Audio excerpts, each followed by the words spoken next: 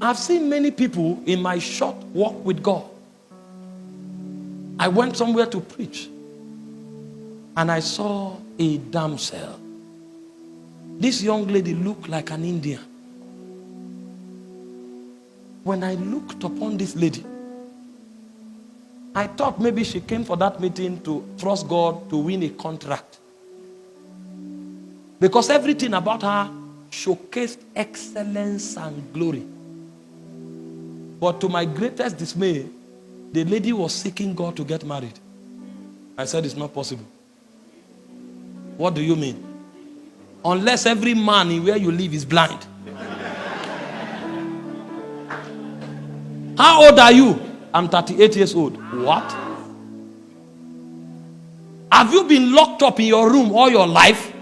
How come? She said nobody has asked her out in the last 7 years. That was the day I discovered that there's a mystery about light and darkness. There's a mystery, great mystery. It was from that day that I came up with the understanding that it's not beauty that gets people married, it's favor. But you see, there are many people who don't have enough light. They spend all their money on hair, on eyelashes, and on fingernails. But when you have light, you will know that there is an economy that Esther had. That even when nobody should see the king, she broke protocol. And when she entered, the king stood up and said, the search is over. It will take light. It will take light. Too many people don't have light. Somebody entered ministry. He wanted to start ministry in Abuja. And he gathered 100 million and entered the city. Said they've come to take over the city. He said, relax. How much is billboard? He paid for it. How much is tent? He paid for it. After 4 months, they became 3 in the tent. That was when he knew that what you need to start a ministry is not money, it's light. I wish you understood the excellency of light. You wouldn't jump into that business until you have light. If you understood the excellency of light, you will not start that course. They told you medicine is lucrative. Meanwhile, if you had checked in light, your career is in music. You would not have wasted.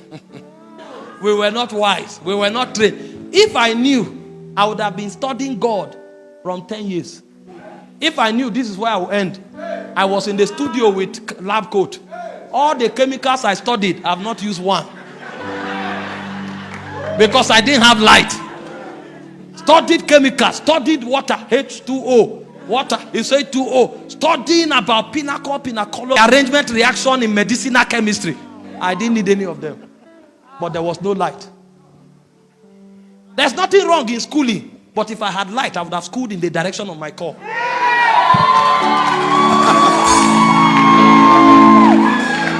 I would have schooled. It would have equipped me better.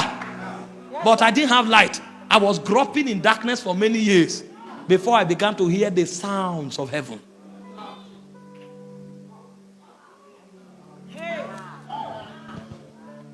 Why wouldn't I be studying political science if I'm a politician? If I knew that my place is in government?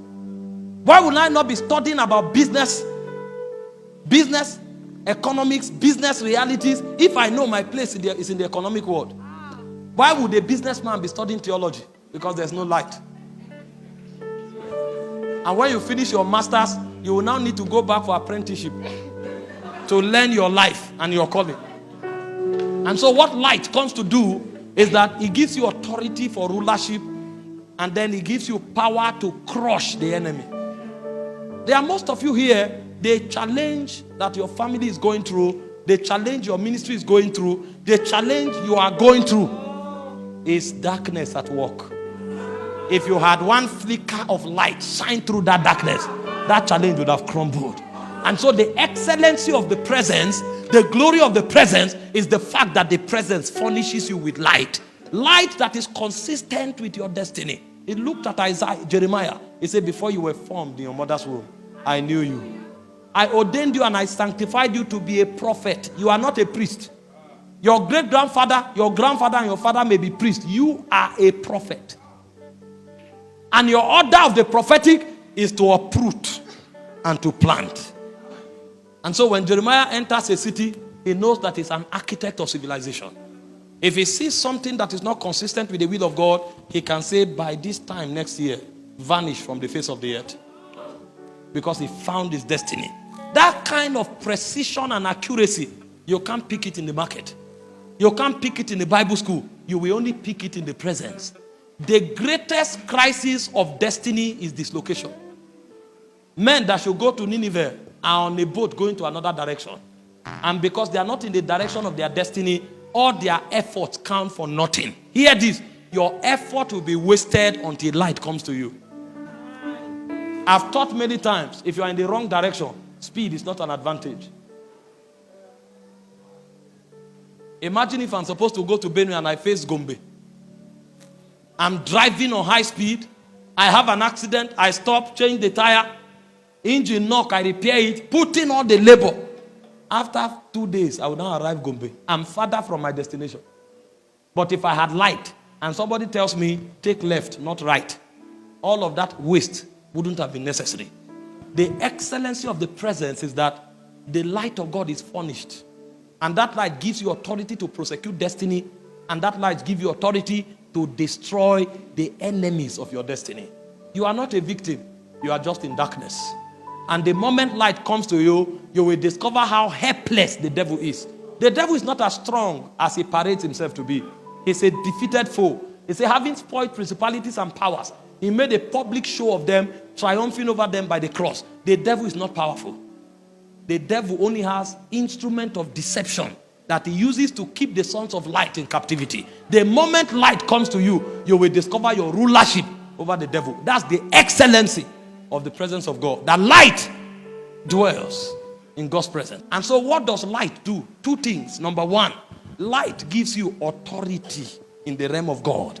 Because if you see things the way God sees them, then you can do them the way God does them. Jesus said that everything I do is what I see my Father do that I do. So light is the symbol of authority in the spirit realm. In Job chapter 38 verse 4, it said, declare now if you have understanding. What gives you the right to change things? What gives you the right to speak? What gives you the right to change things is the measure of light that is in you. If you have no light, you have no authority in the realm of God. What gives men power and authority in the realm of God is the light with which they are walking. In John chapter 1 verse 4 to 5, it said the light shines in the darkness. And it said the darkness comprehended it not. Every time light comes to you, you become an authority. And so the way God strengthens his servants is that he allows his light to shine upon them. You know the moon has no light. The light of the moon is received from the sun. But the moon is the ruler of darkness. And so the reason the moon is the ruler of darkness is because it's drawing light from the sun. That's how we also live and exercise authority on the face of the earth. Because every time we interact with the light of God, we begin to exercise authority. And Job said in Job 29 verse 3, he said, by light I walk through darkness. If there's anything in your life challenging your Christian experience, is because there's no light in that area. And so the cure to that problem is to visit the presence again. Because the moment light comes, authority is bequeathed. The second thing light does is that it crushes the enemy. The devil will remain a tyrant in your life until light comes. The moment light comes without talking, the devil will run. See what you are struggling with. There are some men that if they show up, they won't need to talk. That thing will vanish forever and ever because they came. Not because they are speaking, but because the light they carry is a witness in the realm of the spirit. In 2 Thessalonians chapter 2 verse 8, it said, and then shall the wicked be revealed, whom the Lord shall consume with the spirit of his mouth, and he shall destroy with the brightness of his coming. Light destroys darkness. If there is a darkness in your life, what the presence of God will do for you is that it will give you light to destroy that darkness. It can be sin, it can be poverty, it can be failure, it can be near success syndrome. It doesn't matter. Darkness has no authority in the dwelling of light. The authority of darkness ends in darkness. But the boundary of light's authority begins from darkness. The moment light shows up, darkness bows. It's a non-negotiable reality. It is eternally so. He said the light shines in the darkness. The darkness knows that it doesn't have the power to comprehend light. And so when you begin to do business in God's presence, the first thing God will do is that he will give you light. He will give you light. That light will give you authority. And that light will empower you to destroy darkness.